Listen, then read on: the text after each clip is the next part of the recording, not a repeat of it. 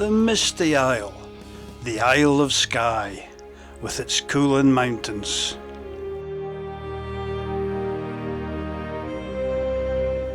Just off the west coast of Scotland.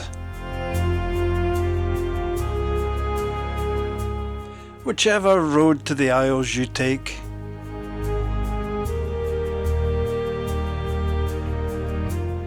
you'll find the scenery is worth the journey.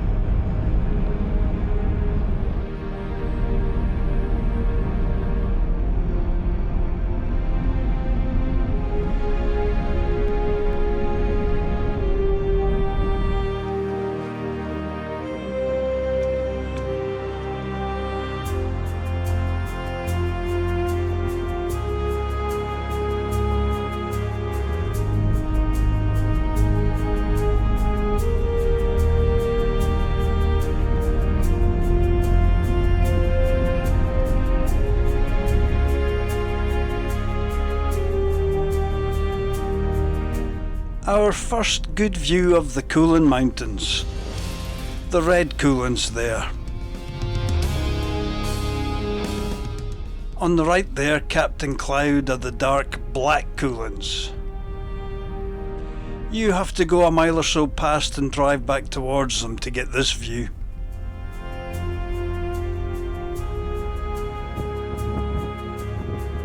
Sligachan campsite at the head of Glen Sligachan. My rest stop for 2 nights. I can highly recommend. I'll leave a link to their website in the description. Is there a more scenic campsite in Britain?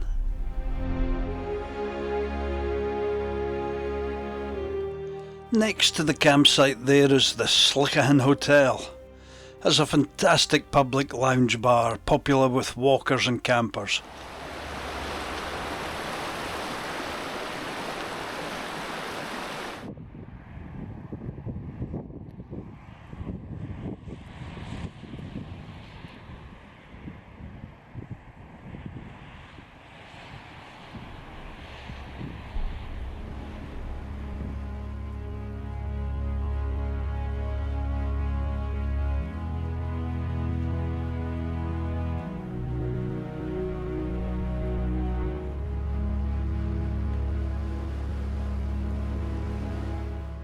The statue up ahead is of 2 mountain pioneers and friends who came together in the 1880s.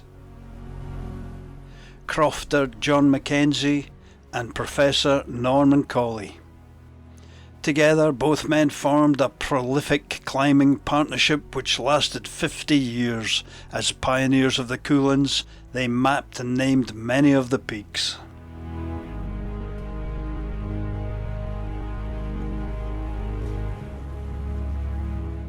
I'm not sure what they would make of a statue in their honour.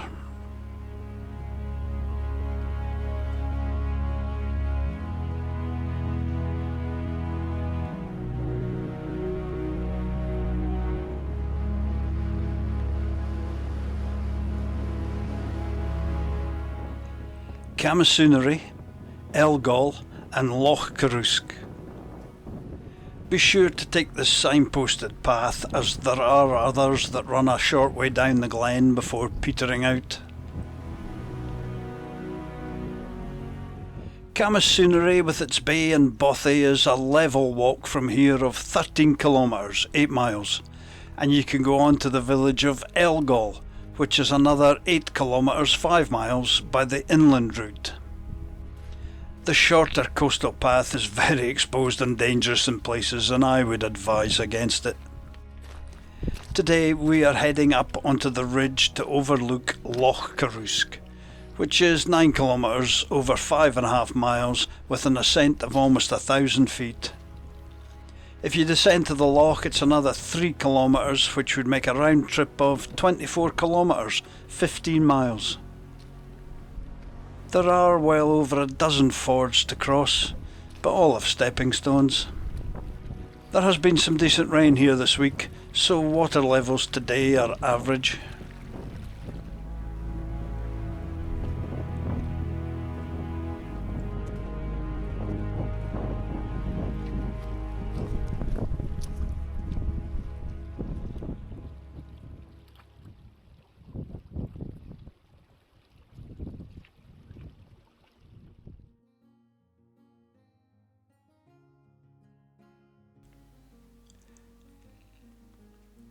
Here the glacial-carved glen separates the black Cuillins on our right from the red Cuillins on our left. Both are igneous rocks, solidified magma that cooled slowly deep underground tens of millions of years ago. They differ some in chemical composition, which is why the reddish granite rock is different from the dark grey, almost black gabbro rock.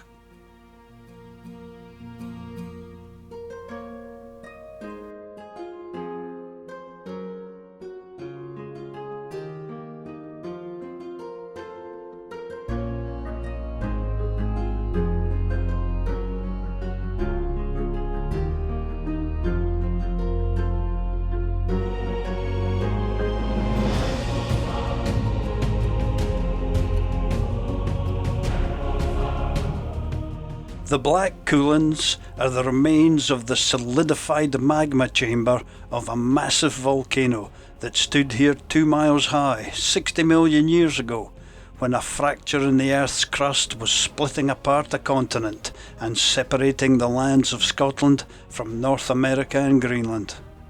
Over tens of millions of years after the volcano had become extinct, it was slowly weathered down and eroded away, and as the huge weight of miles of rock was removed, the Earth's crust here raised up, lifting the solidified magma chamber to above ground level, where continued erosion exposed it and raised it more.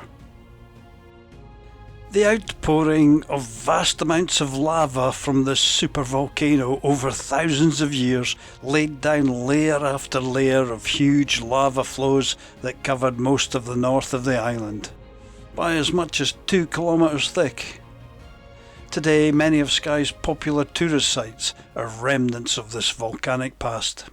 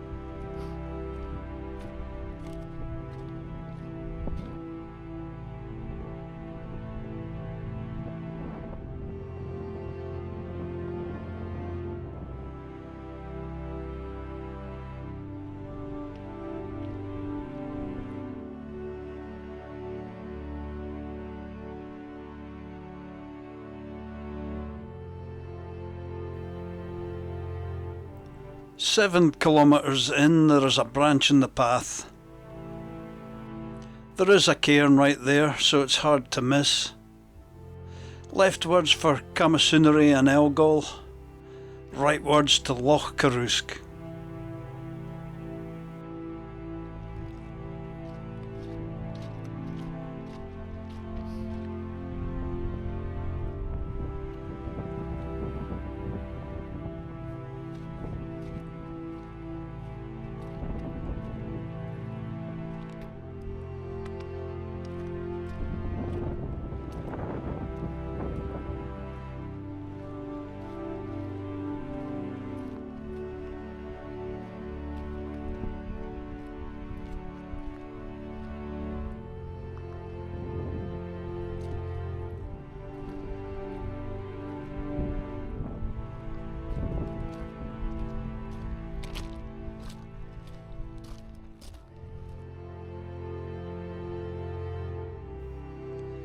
Don't underestimate the distance or the climb here. It is 1,000 feet, 300 metres.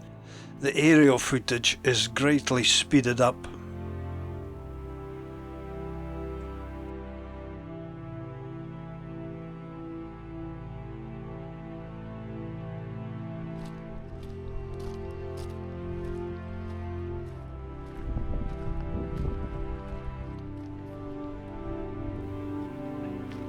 There is a well-constructed path all the way.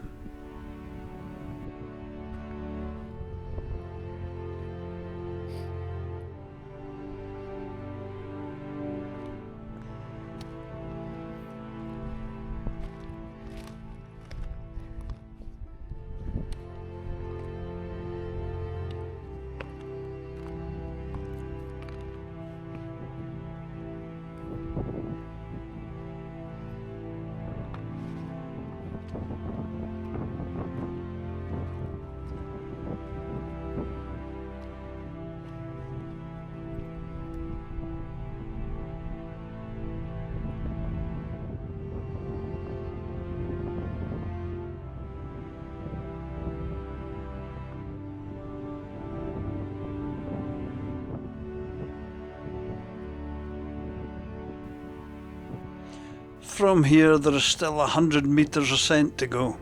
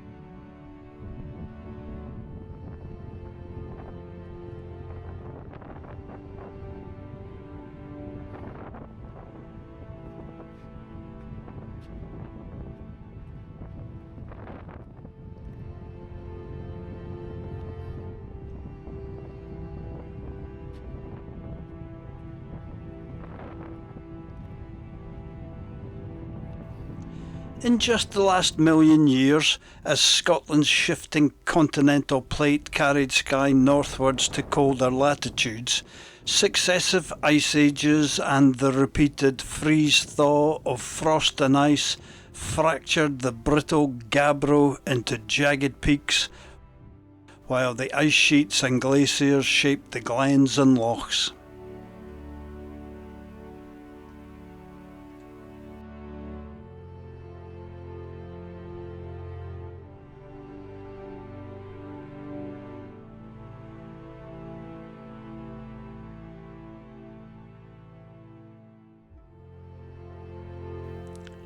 To reach the loch, remember it's a 300 metres descent. It starts steep and parts of the path is just water-cut channels.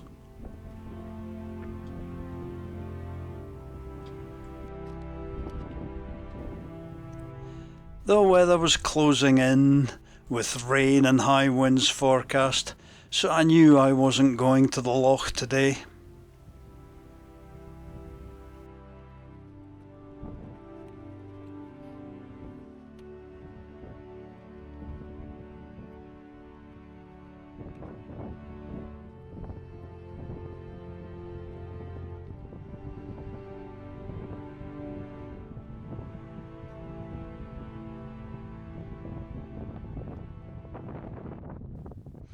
It is possible for thrill seekers to get round the headland from Loch Carrusk to Camasunary Bay, but the cliff face crawl at the well-named Bad Step is just foolhardy for average mortals, particularly when wet or with a large rucksack.